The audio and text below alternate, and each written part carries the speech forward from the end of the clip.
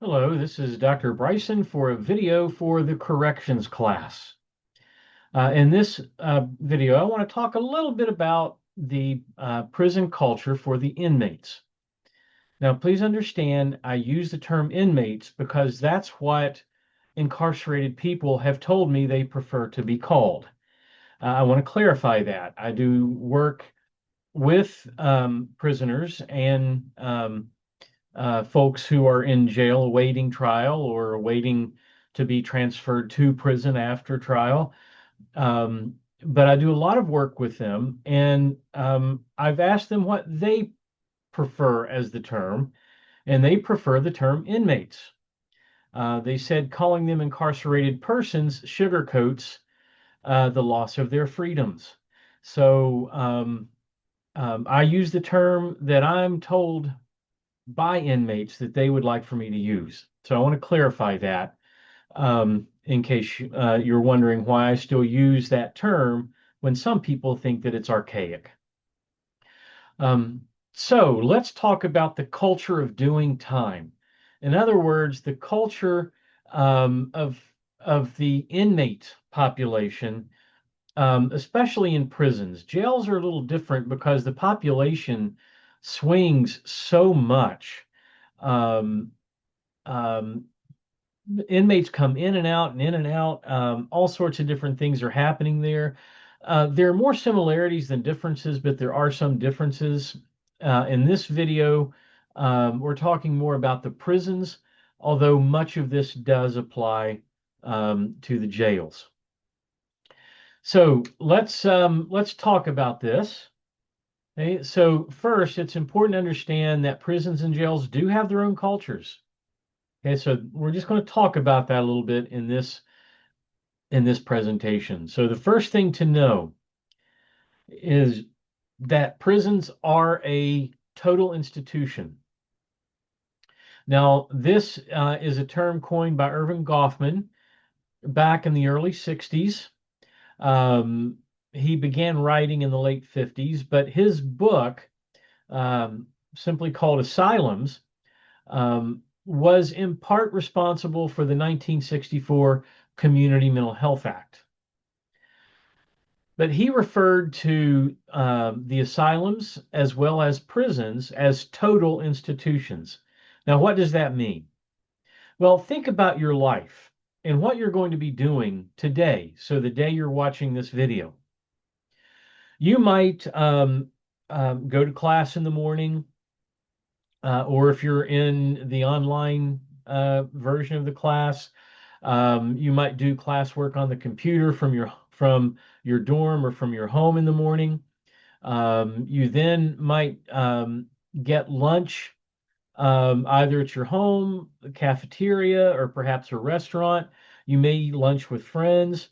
Um, you may do things with your friends on campus. Back in the 1980s, when I was in college and undergrad, break dancing was the fad. By the time you got to the 90s, it was hacky sack, is my understanding. Um, about 10 years ago, Pokemon Go was a big thing. I don't know what it is today, but there are things that college students do when they're hanging out with their friends, just socializing. And then you might go to the library or access the library online, as most students do today. So you have all of those things you're going to do today. You might go see a movie. You might go to the mall and walk around. You might get on Amazon and browse on Amazon. All of those things are a part of your life, but you might call family. You might go visit family. You might ask that person on a date that you've been thinking about asking on a date. All of those things are a part of your life. Well, the interesting thing is that every aspect of a person's life when they are incarcerated occurs in the institution, with very rare exceptions. And we're talking medical care and dental care happen within the institution as well. Um, one exception might be some medical care that is medically necessary, um, life-saving, but that cannot be done in the prison.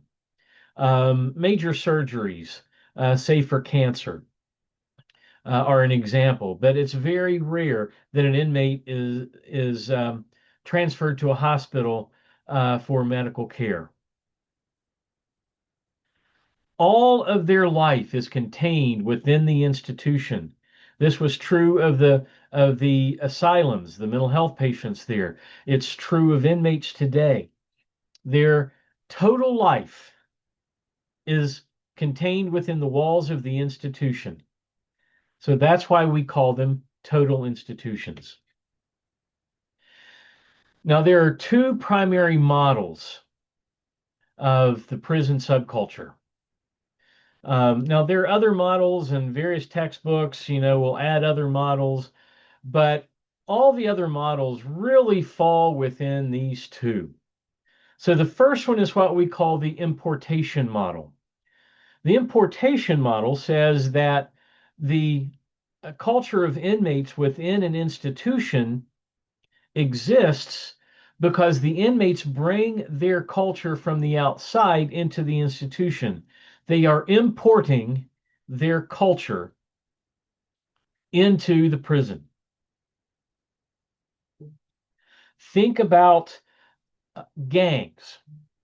Gangs bring their gang culture into the prison. They look for other members of the same gang and they will stick together. The culture of not trusting other people, that might be imported into the institution. The importation model, in short, is the culture is the way that it is in the prison or in the jail because the inmates have brought their culture into it. The competing model is the deprivation model.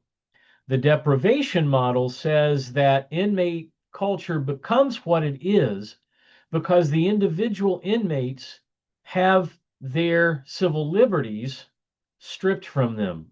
They have their freedoms stripped from them. Now, there are some civil liberties that they retain, as you will learn when this class deals with prisoner rights.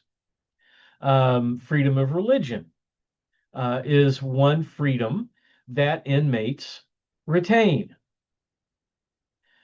But the deprivation model says that the psychological impact of having some of those freedoms stripped from them result in the behavior that creates the culture.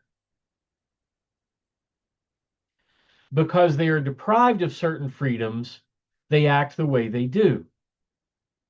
So the importation model says they act the way they do because they're bringing their behavior from the outside to the inside.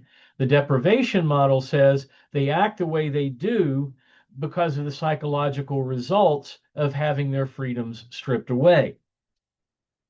Now, those two models seem like they're mutually exclusive, but we need to go from an either or to a both and mentality.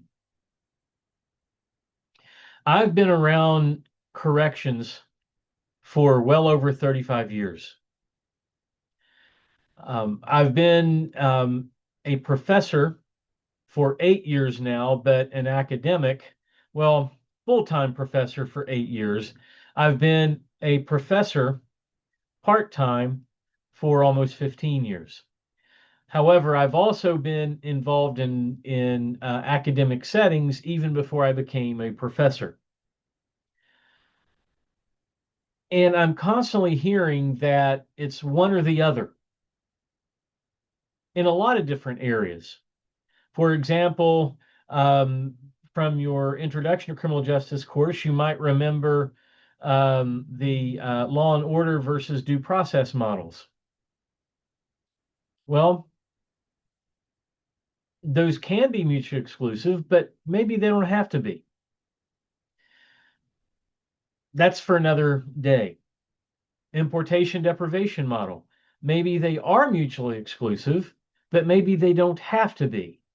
In other words, maybe it's a combination of bringing the culture in to a setting where there are still psychological impacts from the stripping of some individual freedoms. In other words, maybe the two things work together hand in glove rather than being two separate models and we have to pick one. All right. Well, I hope that clarified things for you on the importation and the deprivation models. But I thought it was very important that you learn about the idea of the total institution. That idea is very important, extremely important. Now, one of the things that I don't particularly like about the textbook, and I didn't choose it, is the textbook that is just part of the flight path um, version of corrections. Um, because I'm not the only section teacher for this course, but well, at least that's my understanding. But one of the things I don't like about the textbook is it doesn't have a chapter dedicated to prison culture. And there could be two sections in that chapter, one on the staff and one on the inmates. And I say staff and not officers because there are a whole lot more staff than officers in prisons and jails. I was never an officer, but I worked in a prison for 10 years. And I've been doing work in jails um, um, minimally part time for over 20 years and majorly part time. In other words, I do about 20 hours a week for the jails right now here in West Virginia. Um, and I've been doing that for about, well, for going on 4 years now. So, having all of that experience within the jails, um, I bring probably what I consider to be a more balanced view, and that is that rather than taking sides, let's see what truth lies in all the sides and each of the sides available, and let's see if we can come to a more complex but accurate description. All righty. Well, I've gone a little bit longer in this video than I wanted to, so I hope you all are having a great day, and I will see you all next video.